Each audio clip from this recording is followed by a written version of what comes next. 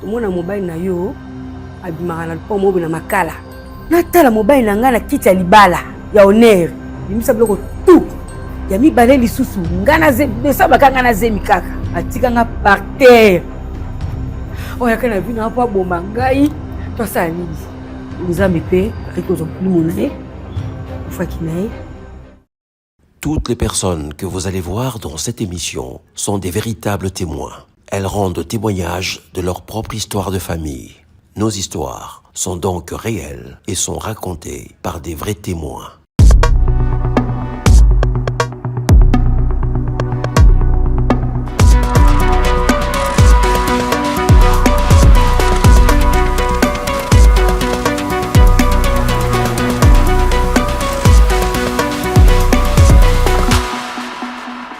Elle aimait ses maris et avait une confiance aveugle en eux.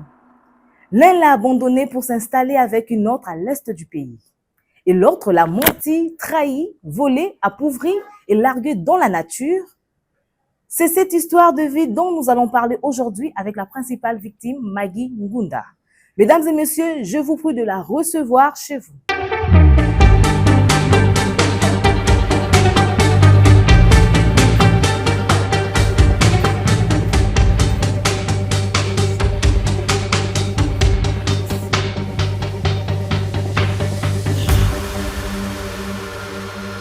Nous recevons ici des gens ordinaires comme vous et moi, dont la vie n'a plus été la même après qu'un secret ait été révélé.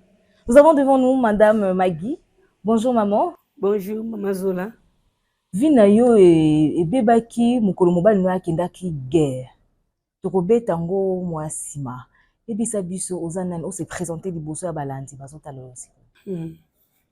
Bon, kombo na ngai Maman Maggie Ngunda. Sa maman ya bana mine malheureusement nzamba zwa moko batika misatu. Bon, vi na ngai echangeaka mukombai na ngai akendaki Goma. Bete biso lisolo soki. Mukombai na ngai akendaka Goma toboyanaka te. Eza nde musala ndenge esalaka ekaboli biso na ye. Nga pe natikalaki na bambula penza ebele. Navandaki na kokuta na mobali moko alinginga. Kolinga mobali alingaki nga akuti nga bana nga mibale. Et mibale azaki na 2 ans et liboso azaki na 3 ans. Tovanda na pe bien. Alingenga penza nga pe nalingaki. Beaucoup zangi wape la circonstance ni. Tokutana kana ndenge mwasa mba bakutana na nzela balingani. Tolingani tozovanda na epesika moko. Mais abala ingati. Abala ingati. Aipsanga ke Maggie nde nazawa nasalaka 2 jours na musala 2 jours na ndako. Wana le tovandi na emwa mikolo. Ne kopesa nga ba oreille ya musala. Tovanda na biso pe bon. Eleki mikolo bwele okoma na sainte. Okoma na zemi. Donc presque acteur. Kaba to a quartier on a solo na bango bien quoi. Na mwana mswazo ebisanga Maggie to mona mobile na yo abimaka na po mobe na makala. Na mwasi mo boy. C'est comme si baza na une relation moko ya mwasi na mobile. Na boya kiamo. Na bina mintu bino bozo ebisanga boy. Mobile na nga za musala. Na yoka bino te. Et puis mba suka boya ko informer nga ba information le kuta boy. Na temno ba garde na été. Na boya kia. Na vandi boy ti lekiso mikolo. Mobile ko ya na ensemble ya costume quoi. Il y a 3 pièces na chaussure. Na ndako. Mabi papa. Osombi costume ya sika. Osino tana no silisi la eti na ngai te. Bilo no ekoki te yo wili ko somba. Abi mama. Na somba. Bilo no na kokisi te na somba costume. Eza ya ngati. Eza ya collègue nanga o to sala na ya zo bala. Lokola yepi nga baloko pona biloko te bilamba te. Toza na pe taille moko. Na pese nga mbongo na rendre service wana. Nandi mpe mobali ti. Mobali wazalaki ndeni. Ah mama Zula. Sono beta lisolo yo. Po to loba que l'amour ne soupçonne point le mal. Pour un niveau yo peselaki zaki confiance moko total to vice versa. Donc confiance elikaki. Donc na pesaki confiance. Moni na vie soki ozo trahi muninga te. J'aime au cancel makanisa mabe. Lokola nga zali ko trahi yete nazo tricher yete. Yonga pe na monaki ke mwana kansila mbai na mabe ezate. On to akansila muninga mabe nda sala muninga mabe. Yona zali na confiance na ye. Eleki mikolo. Babi mwa mozo bya ndima te mbazo ke ko bala. Ata to yebisa zo ndima te. Naki na semeki na mo belle sœur nanga. Bane ko nga makasi. Abenganga. Un jour moboye. Abenga ya magi. Yaka ko compagnie na za place moboye okutangai. Na bayaki na oyate. Abi yaka mavuma ezava très urgent. Vraiment le quoi isemeki na linganga mingi ngapi na lingaka na saki oyo ezaki posa na ye. Na zwanga na bima na kei.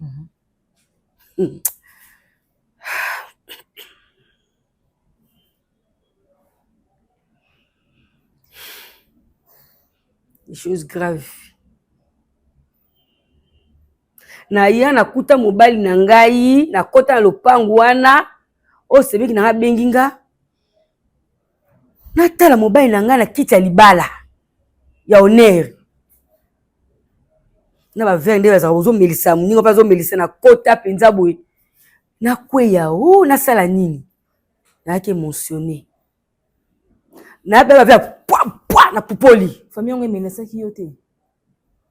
Babi nini babi boza maja mutu oto ndenge nini yana bana vanda wana na ndiko sa des ordres ozwa idete sema na pa vanika ngumi kwa mtu abenga na ko mona biloko wana te na panza fama mwasi babi nini basa ba menacer nga bi mama donc on nga zo mona nga mwasi na ye yo mwasi na ye ni alobaki aza bala te abota te ebongo sikolo ba yo mwasi na ndenge nini mobali mutu na se azali kamba oloba mobali babengana mobali ko mbwa babengana mobali ko mbwa babi tie mais oyo sali na mwasi oyo c'est na mwana biso pe okosala ngo mwasi na zemi munene boy te mbola bimana soni wana aya na ndako na kino na yakukuta na ndako na papa ozo sani c'est que ndako baza ko yebisanga ba monaka yo eza solo c'est ko préparer ki déjà donc ko bala mwasi na yo donc ko tia na ndako alors yo kene na mwasi bova na ndako wana nga na tikali awa na mwana nga ona obota na libumu na bana nga mibale aiskali pana nga mobala bondelanga mama pardon limbisa na kosali susuté afukami na bina lingi susuté ekuta kamara na nga wana kamara nga bi papa wa mbali mabe bima kende bima kei akepa mama kamara na mususu ake ko expliquer mama tala magi mamba sali ngai magi aza mwasi na nga na lingi magi abi mama kamera abi tiens oyo banini oyo sali mwana nga wana abi po magi na mwana kai kamaja mwana hata zande mwana nga po banda mwana baza na nini abi esimba te wa mbali mabe mobali pa vanda bondelanga bon tellement pe bolingo zaki makasi ka pa mobali magi azai ko loba na bolingo zalai kaka bala bonde linga singa pardon na ozongela lisusu te et tout nazu mobali to vandi To oboma libala te na en tout cas les bande pe na boyaki moi mikolo azaki na ngate mais te mazoli nazo bondela kaka na ko limbisa ye te maloba na vi na nga na obota mbele misatu te le quoi wa liboso ezalaki musande kabola ki biso na ye naki kozwa mibale wana na bito va na ye mais ai ko décevoir nga na mabenso asalaki ngai na baki na limbisa kaka obande ko va nene ekenge to mama Zola en tout cas ekenge komaki kando lobi pona paso ya pesa nga na kwa suko supporter te na vandi na ye tozongi va bien de tozalaka na baki na bota lisu ata mwana lisusu ata moko te bobulu mpe ndenge ezala kaka zi muso yaka te ekoya entre temps lenga balaki mwasi wana wakile kubala musa pe silaka te sai nini kao musa esilaki te o continue vivre na mbombo mwazaki na pesa nga ngosa mo voyage na ngai na oki balufu na nga ko so bilo nazo koteka na le porte bande ko futela wana nazo mwa boutique moka liboso lopangu na tia biloko tuzova na mobali tuvana na mobali tuvana jo na mobali zo lingela nga boule mama Zola iso nazo beta unje na beta lisola mutu mususu yanga moko eza histoire vraie ya vie na ngai ko bando vivre de quoi na tango wana toujours vivre mais na koma soka bineti ba samedi mo abimi bi ake musato nini so alatika propre na obanga na bi obake bala te bando sa musala nini fois ba to bimi mobali ti faut make ba kopa ke lukati boto vive ndeni loboko moko musamo skola elongi te mama Zola mobali obima ke boya kozonga kaka bongo na okoma na zemi ya mwana ya mibale epango kwa 4e lena okoma na zemi wana vana nu wana lena na okoma na zemi mwana ngai misatu ona botani ya liboso wana aki kobela abelaki kobela mwana bela nzo mwana saki tumeur bakoisaka inga pele bana te toko na okoma na zemi wana na oki banzi ya lufu kaka nde nakenda kaka mukosu na ke voyage nazonga na ndaku boye deja mobala ya na ndaku ayebisi mama lopangu tobima na lopangu awa tozinda kote mususu pesa biso quelques jours ndenge ezala kaka to libérer ndaku na moment yo zaki wa majo na voyage kiti na okeka ko luka ko mobali musele zate na voyager na yo oselaki combien de temps bon ya saki on ndeni quand le même jour on a voyagé na Kei pour nous ça sur 2 ou 3 jours so blo pesate tam sur 4 jours nazaki na osoma bilo awa na kena teki kuna leto sombaki awa oteka kuna fo sila osombi ya kuna ekoto okwa mbongo zaki na mwa mukie fona so mwa kena mbongo pamba ezaki te fona soma marchandise awa na kena teka le temps de ya profitaki yango wana arrêter mbongo a garantie na kati pa mama lopango amoni opeka za normal poende muteto akopesa mbongo a garantie abike to wala mobali nanga mwaza barrière pensée ezate opesa mal pa mbongo azongi baluki pe mutu ba remettre mbongo a garantie asoka mwasi nanga buti voyage aye tozo libérer ndako esuki wana te kende na boutique bimisa biloko tout abimisa nyonso amazola bimisa nyonso sikola mombo wana ekokendaki wana boutique banda koteka moto azalaka te na boutique to kanga kango to ye moto banda koteka elo na boutique to bana bazali mike bana le wana wa liboso akomi na 10 ans emibale na komi na 7 ans na wana emisatu wana 3 ans et plutôt 4 ans atika bana ndako bango moko mwana 10 ans oteka ndenge na boutique oteka ndenge nini na lopango mona bana balali bango moko ti baye kozwa bana wana bakoti wana ndako ya babayeba mo oyo epesango polele bakoti mwa balali kuna mokolo na voyage na ya boye nomoko bato akati baotala nga baotala nga mama Giboni oya bien no comprendre te bambote bopesa ngai joka esongi bazonga batanso baeforme ngai mambo eleki wana me obanga na bango nakomi wana nakuta ndako polele nabengi bayere na nga mama me ndako polele boye moyibi akotaki awa to ndenge nini atali ngai atala nini basalaki wana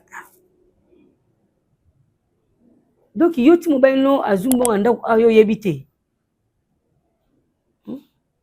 mbongo ndako mobali no sa retire garantie abike bozolongwa awa tolongwa awa mo bana nga baza wapi. Waouh, c'est émouvant en tout cas.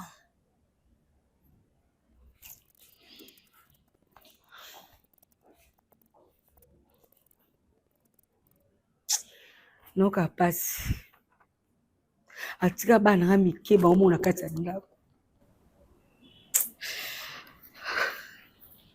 Ça va aller maman.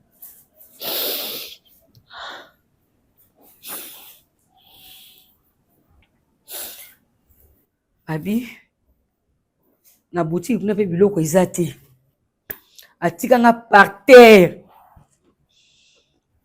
oka par terre mobali nanga atika ngai donc aza ndoki ya vi na ngai ayaki nde po aboma ngai na vi na ngai ya minene asali ngai liboso nalimbisi ye akei azongisi pour la deuxième fois aboma ngai malamu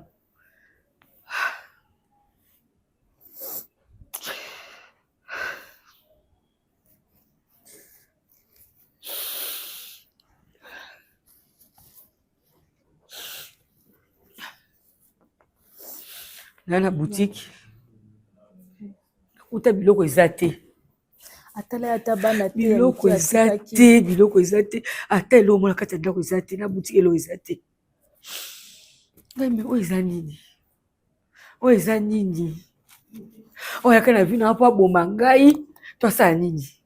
Maggie, prenez s'il vous plaît, prenez. Vous comprenez en tout cas. nabiesa eloko te nzambe atika bana ye te obanda toujours via zéro nazwa bana tokota na boutique tozovanda na boutique tolala na boutique naoteka na boutique moye na continue so bavoyage nakendaka ya lufu eza te po moto otikela bana aza te avandi azoteka kaka moke nzai pati awa loboko te atie loboko nabi tolongwa sikoyo awa tokende koluka ndako esika mosusu nabiki mwa studio mo mpeka ya moke nde tozovanda nde vi nakomaki nango yango wana nande nakota mpe na mwana na l'hôpital kota na mwana l'hôpital sikoyo mamaki ntango okotaki na mwana na hôpital ye abandako oya te obanda okutana te bon azali koleka soki asepe koleka leki ya ye soki asepeli ya ye soki aye wana atosengi ye mbongo na mbongo te omwe bandeko na ye nde wabimisa mbongo mingi ezalaki yanga ntina odepanse na wabimisa mbongo na nga nandima te mwana nga okufa nadepanse mpo na mwana nga wana nasalaki 2 mois na ndambo na campus. Wow. Mbongo nde mbongo lokola nazwaka numero ya matricule ya papa bana nga liboso wana atindelanga nde banaye kosalela yango nakeli soki ni esi naki na ka na bimisi nini carte nini benga nini mpona kosala réduction ya ke mwasa soda mwana baosala réduction wana divisé par 3 nde losunganga yango wana soki bongo te na kombo kutu ya mwana na nga wana l'hôpital tutata kombo ya papa wana te totiaka kuma mobali na ngai wana mpo bamona peke wi nkombo ape eza ya mwana ape aza mwa mobali na ngai wana totia me nkombo na ye leki tobenga na kuma mobali na ngai wana totia yango te. Oyeba te esika bando kovanda te bongo ata nayebi esika ozovanda nde okende apesi nga mbongo nde okende apesi nga mbongo po quand même ezalaki mwana na ye. Bon, en tout cas nzambe mpe ayeki kozwa molimo na ye atika ye biso akufaki na ye mobali mpe ndenge avanda na ye mpe wana ata na mwana natikani na maboko ata klase ata nini akipa te lelo na ntongo ntina obima na oya boye mwana baka mama pesaka mbongo ya bilamba feti nabikeye pa papa ya bino oza na tata aseki ngai mama nazala na papa te papa na ngai akufa nayebi te so azala bakune na cimetière nini. Mwana akufa na âge nini? Akufa na 5 ans. Akufa na 5 ans 3 mois. Wana nini? 2008. 2008. Mobali na banda to bana makambo esalami ça fait déjà 18 ans. 18 ans. 18 ans. Na 18 ans wana atika ata kozonga te. Donc moi histoire moko ya bozongana ayaka ko s'excuser te. Po eza likamba monene oyelaki yo. Donc aza mutu. Vous comprenez maman? Quand on lobia mama Zola akoma ko yobondela nga tozongana. Nga na yebisi esimba te. Eko simba te. Oh tozongana tozongisa mwana biso wana akenda nga bia. Tosa nini? Batu musu noki obala nga no tozongisa mwana kufaka akendaki. Baso ngani aza deux fois bana wana o bakufa bayaka nga na ozongisa bango. Nalingi sute. Loko oza deya mutu ba vie wana o continue saka vie na yo. O pesa nga deya passe 2 fois. Pesa nga passe 2 fois ya liboso nga na zemi oke ko bala. Oyo bondelinga na zongisi yo. Ya mibale lisusu nga na zemi de sa bakanga na zemi kaka. Mutenga so bakuya minene. Ali suka so obuni nga tozonga te. Ya to na kasi oboma ngai. So be na zongelo na minute oyo. Mokili be nga na kizengi. Bamwa be nga na tula ya mwana na kufela kayo. Na ngi sute. Confesse na pesa déjà ni koki suki. Après ça maman, vous n'avez pas refait votre vie au balité. Vous avez la mobilité. Na sute na quand même na balité. Année belé. Na balité. Na balité. Lembe na hakina na lubana na bi moni yo. So menga tene bi moni yo.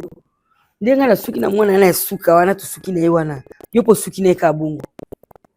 Siko mama Magi. Otala non image oyo. So ko kolo bala balandi soki eza nani na photo. Obela ngoyi wana. Ye mobali na. Ye wana. Baba na ngoto bote mibale wana asima. Wa senga ba ventier. O eza mopandi nde. Wana ngai. Mwana ngai. O pe susu. O ngano pite na campus. Lenza mwana na campus. Mwana na campus. Okay. Opeka ngai. Susu. Oza mwasi kitoko ya mama. Opeka ngai. O nyonso tozomona. O nyonso wakabo basira ke na banda kuwana na kila ko luka balinga ko vanda. O mwana tubote ni liboso ye. O liboso ye. O akufa ki ye. Mwana mbali ana kati mwana ngali liboso. O mwana petite sœur kuna ni mwana akufaki. Mwana akufaki nde ye aza mopanzi. D'accord. Ye lisusu okuna mwana mibale. Okuna mwana mibale. Ya mibale yona. O mwana tubote mbali na liboso ye. Una camarade na ye. Onde bango nyonso. Bango nyonso. Okay. On a mis hôpital. Na mwana akufaki. Hôpital. Na campus. Awa sikoyo. Vous comprenez notre émotion de l'histoire, notre notre invité nous raconte en ces moments. C'est une histoire triste. Si je peux dire, voilà pourquoi il y a des photos qui circulent, son album. Maman Maggie, comment na ba photo ndenge zo circuler boye? Maman Maggie, so ko yebisa biso oye eza nani? Oh mbaye nanga. Wala wapi na tuboti te wa kuchikana sabana no mibali. On te bota na été. Oyo sikoyo. Ades to boti ne déjà. Tu n'es déjà ngai.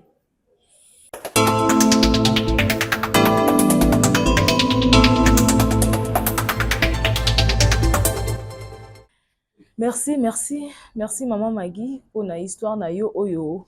Eza histoire à mawa et kokomela yo ozotala biso na moment oyo et toko yamba Maman Laetitia yende mutu akopesa biso avis concernant l'histoire ya mawa ya Maman Maggie. Vous aussi, vous pouvez laisser vos commentaires sur nos plateformes Facebook, mais également Twitter, Instagram et surtout abonnez-vous à notre page.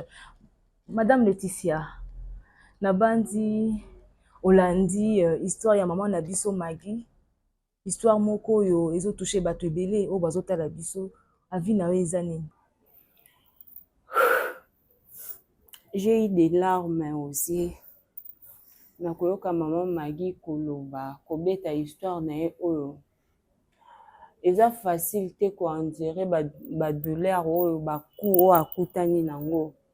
Aza quand même forte. Très forte en tout cas. Parce que si c'était quelqu'un d'autre à sa place, alingaki à se tenir te, akoka ko se tenir te. Eloko moko kana retenir, eloko esali maman Maggie a subir ba peine oyo. Eza bolingo o azalaki nango pona mobali na ye. Bolingo wana yango nde ekomisi ye na stade oyo akomaki na yango, na stade ya malheur wana pe ya ko perdre na mwana. Parce que soki bazalaki toujours unis, tant mosusu pe mwana wana alingaki kokufa te. Diable aza rusé, hein? Diable aprofitaka na ba façon ebele. Donc eloko o papa salaki déjà oyo akomaki kosala lokola momesano. Yango nde fongolaki ba porte eke kokotisa na esprit de mort na kati ya ndaku ememi âme ya mwana. Maman Maggie, je suis tellement désolée pour na ndenge obungisaki mwana na yo. En tout cas eloko wana yango nde touché nga vraiment makasi parce que nga pe naza mwasi esali nga tellement pasi. Nakoloba pona ngai soki un jour nzambe asali yo grâce opportunité ya mariage et que se présenter liboso na yo, en tout cas ko mettre fin na vie d'amour na yo te luka obala pona elongola ba biloko mususu parce que ozana na kotala yo bozana vous êtes une très belle femme na ebité mibali soki balukaka nini po maman Maggie yo za motema boyambi nga kutu na motema nga nazalaka nango soki nazalaki yo première coup oya salaki yo nanu acte apozaki ndenga kende kobala oye kobondelanga na kolimbisa na nga yo te parce que soki famille wana babenganaka ye te alingaki azonga vers yo te soki pe basignalaka yo te elingaki elekaka bon to mosusu alingaki atiko na suspense moyo ya makasi bofandika bolai bolamuki mobali akenda libela esika kenda eyebani te asundoli yo na bana yo na zemi na moment wana pe ozalaki oteka nanu te pe soki wana te biloko na yo ya boutique ozopotana po bokola bana y compris na ye na moment oyo azangaki musala ah non papa naza motema te nakoloba mingi te parce que soki nalobi ebele nakoya kocracher makambo mosusu pamba en tout cas mpona nga na suki wana biso basi soki okutani na mobali eke olingani na mobali même si ozofanda na ye ndako moko ekenge eleka ndenge bakino balobaka ekenge luta na nyau pour ne pas que otombe na babiloko toyebi ke koyeba vrai face ya mutu c'est pas une chose facile mais nzambe yakambaka biso kaka tokutana na bato ya malamu parce que eza pasi bolingo yango tokutango na mokili ata okutani na mabe ndenge nini okotika kolinga toko continuer kaka parce que eza etinda oyo nzambe atinda biso na mokili tolingana sikoyo na bajara badeception ya boye tokosala nini mibali bakoma okoma banyama makolo ebele yango likambo yango eza nini vraiment en tout cas na suki wana En tout cas, merci. Bolingo il faut tolingana kaka. Nzambe esa lobango kolo elobi nango maman Laetitia. Et merci pour votre intervention. Merci en tout cas maman Maggie. Nzambe penza a pambola yo a tracé nzela na yo. Et merci encore une fois de plus à vous qui nous suivez en ces moments. Surtout, n'hésitez pas de laisser vos commentaires sur nos plateformes Facebook, Instagram, Twitter et surtout, abonnez-vous. Abonnez-vous massivement pour avoir plus de contenu et à très bientôt.